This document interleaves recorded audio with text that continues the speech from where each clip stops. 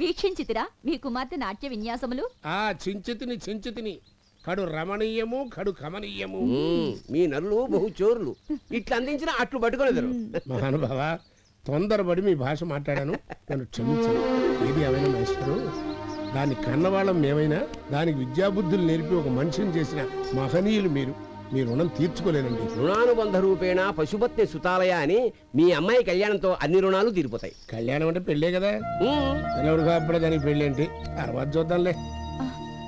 తర్వాత చూచుటకు ఏమున్నది, శూన్యము.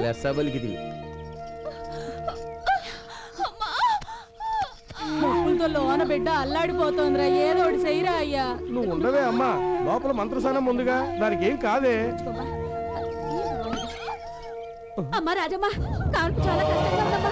అమ్మా, ఎంతో మందికి నీ చేతులతో పురుడు పోసిన దానివి, ఏదో ఒకటి చెయ్యమ్మా నా కోడలికి. నువ్వే కంటే ఎట్టగమ్మా, ఏదో ఒకటి చెయ్యమ్మా. పెద్దమ్మా ఏమైంది? కావేరికి కాన్పు కష్టంగా ఉందమ్మా. అవునా? అవునమ్మా. ఇదిగో రాజమ్మ, నీ కోడల్ని కాపాడడం నా చేయి దాటిపోయిందమ్మా. నువ్వు మరీ భయపెట్టకు, కావేరికి ఏం కాదు పెద్దమ్మా. ఇదిగో రాజమ్మ, ఆ పిల్ల మాటలకేం గాని నా మాటేను. కాన్పు కష్టంగా ఉంది, ఎవరో ఒకరు బతకాలంటే పట్నం తీసుకెళ్ళడం మంచిది. ఇప్పటికిప్పుడు పట్నం అంటే ఎలాగమ్మా? నువ్వే ఏదో ఒకటి చేసి నా భార్యను నువ్వే కాపాడమ్మా. బాబాయ్ ఏం కాదు, నేను చెప్తున్నానుగా. కావేరి క్షేమంగా డెలివరీ అవుతుంది, మగపిల్లాడే పుడతాడు. ఇది మరి ఇద్దరు కడుపులో ఉన్నది ఆడపిల్ల. రాజముదిన మగపిల్లాడు పుట్టాడు, తల్లి బిడ్డ క్షేమంగా ఉన్నారు. నా కోడలు కాపాడావయ్యా.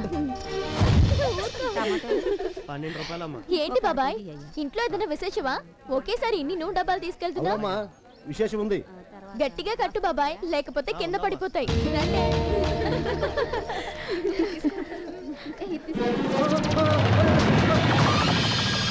ఇదేంటబ్బా, ఇంత గట్టిగా గట్టిగా పడిపోయింది, నూనెంతా నేలపాలైపోయింది. ఇంటికి వెళ్తే దానికి ఏం సమాధానం చెప్పాలో ఏంటో. అందిగా మహాతల్లి నోటి మహత్యం. ప్రాణనాథ, ఇలా ఇంకెన్నాళ్ళు చూడరానివి చూస్తూ వినరానివి వింటూ ఉండాలి? తప్పదు దేవి. ఆ అమ్మాయి వాక్కులోని శక్తి ప్రవాహానికి ఆనకట్ట వేసేవాడు దొరక. అంటే ఆమె వాక్కు ఏ యువకుడి మీదైతే పనిచేయదో, ఏ యువకుడి జీవితాన్ని అయితే మార్చలేదో, అటువంటి మహత్తరమైన హస్తరేఖలున్న వాటితో వివాహం జరగాలి. ఆ కళ్యాణం పూర్తవడంతో మనం అనుకున్నది కూడా పూర్తవుతుంది. అతనెక్కడున్నాడు? Okay mister Narayana, you can proceed. Thank you milord. బోన్లో ఉన్న ఈ ముద్దాయి ప్రజల్ని ఎంత అసౌకర్యానికి గురి చేశాడో, ఎన్ని మర్డర్లు చేశాడో మీకేమైనా తెలుసా? ఏమయ్యా ఎటకారంగా ఉందా? అతను చేసిన నేరాలు నాకెలా తెలుస్తాయి? Sorry sir. Objection your honour. ఎందుకయ్యా అబ్జెక్షన్? తెలీదు సార్, గ్రిప్ కోసం కామన్ గా సినిమాలో అంటూ ఉంటారు కదా సార్. షటర్, కూర్చో. Thank you sir. జడ్జి గారు, మీరు మాట్లాడుకోవటమేనా, నా గురించి ఏమైనా ఆలోచిస్తారా? సార్, నుంచుని కాళ్ళు నొప్పుడుతున్నాయి. Okay okay mister Narayana, please continue. Thank you milord. కాబట్టి యువర్ ఆనర్, ఇటువంటి అరాచక శక్తులకి. ఏంటి నేనే? అవును మీరే. అయితే proceed. Thank you. Section 302, section 303, section 304 ప్రకారం ఇతనికి మరణ శిక్ష విధిస్తున్నాను. ఏమయ్యా, జడ్జి నువ్వా నేనా? మీరే సార్. ఆ డౌట్ మీకెందుకు వచ్చింది? మరి తీర్పు నువ్వు చెప్తావేంటయ్యా? అది వాదించింది చాలు, వెళ్ళి కూర్చో. Thank you my lord. Mister Nandagopal, ఈ నేరాలన్నీ నువ్వే చేశారని ఒప్పుకుంటున్నావా? ఏది నేరం, ఏది అన్యాయం? సమాజాన్ని పట్టి పీడుస్తున్న చీడ పురుగుల్ని తెగ నరికేశా.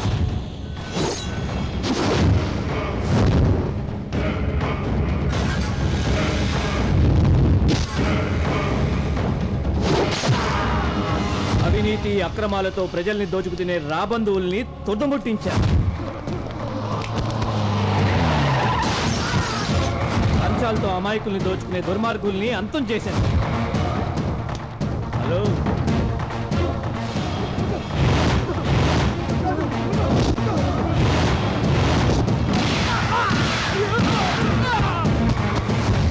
నేరాలను అంతం చేయటం నేరమా?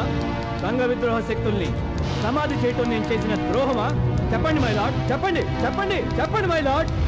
ముద్దాయి ఆవేశంలో తను చేసిన నేరాలన్నీ తనే ఒప్పుకున్నందువల్ల ఐపీసీ 302 మరియు దాదాపుగా 350 సెక్షన్ల ప్రకారం ముద్దాయికి మరణశిక్ష విధిస్తున్నాను.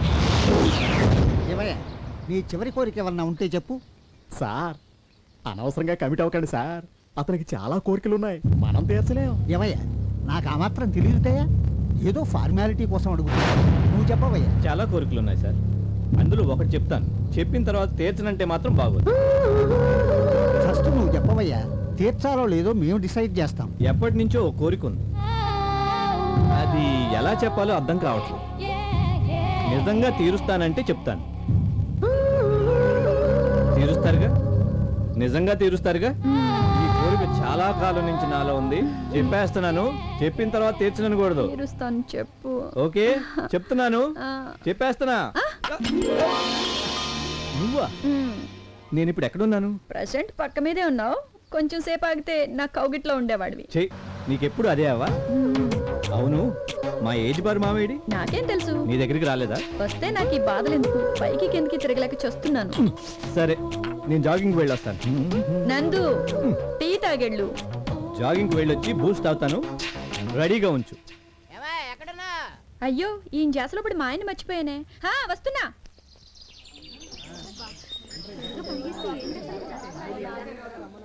అబ్బా, జాయింగ్కి వచ్చినట్టు లేదు, ఏదో పూల తోటలోకి వచ్చినట్టుంది. బా అద్భుతం. ఎంత మిస్ అవుతున్నాను రోజుని. నా ఫిగర్ చూడు ఎలా ఉంది. ఆ, నువ్వు జాగింగ్కి వచ్చావా? తొలి ఖర్చు ఆ, ఆ. ఏదో అలా కనిపెట్టేసాడు నన్ను.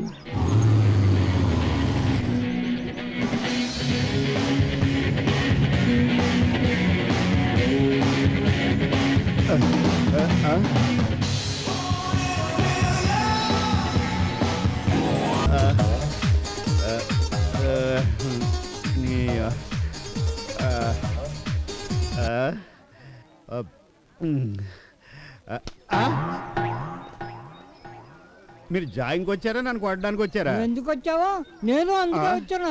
తప్పుకో. ఈడి ఫిగర్ కోసం వచ్చాడా? అమ్మ ముసలుడా. ఎక్స్క్యూజ్ మీ, జాగింగ్కి వచ్చారా? అవును, మరి ఒంటరిగా కూర్చున్నారే? కంపెనీ లేక నేను ఇవ్వనా? కాదని అంటానా? పదండి. రండి. నీకు స్లీవ్లెస్ బాగుంది. మీ పేరేంటి? కామా జట్మలాని. అబ్బో, పేరే చాలా ఎంకరేజ్మెంట్గా ఉంది. ఎక్కడ ఉంటారు? ఇంట్లో. చమత్కారవే. నీకు చరవెక్కువే. నాకు అన్నీ ఎక్కువే. నేను నవ్వుతుంటే జాకిరి హుసేన్ 1000 తబలాలు ఒకేసారి వాయిస్తున్నట్టుంది. నీకు తబలా అంటే బాగా ఇష్టం అనుకుంటా. జింతా కా తకా తకా జింతా కా తా. మీరు రోజు ఈ పార్క్ వస్తుంటారా? సీజన్ బట్టి వారానికి ఒక పార్క్ మారుస్తూ ఉంటాను. అవునులేండి, రోజు ఒకే పార్క్ అంటే బోర్ కొడుతుంది కూడా. నీ రూమ్ ఎక్కడా? ఈ పార్క్ 10 అడుగుల దూరంలో ఉంది. మీరొక్కరే ఉంటారా? లేదండి, నా రూమ్మేట్ కూడా ఉంటాడు. అయితే 2000 అవుతుంది. అంటే నువ్వు నా దగ్గర అంత బడ్జెట్ లేదమ్మా, ఎదురు పెట్టుబడేమో అనుకున్నాను. ఇచ్చుకోలేనోడికి అన్ని డీటెయిల్స్ ఎందుకో.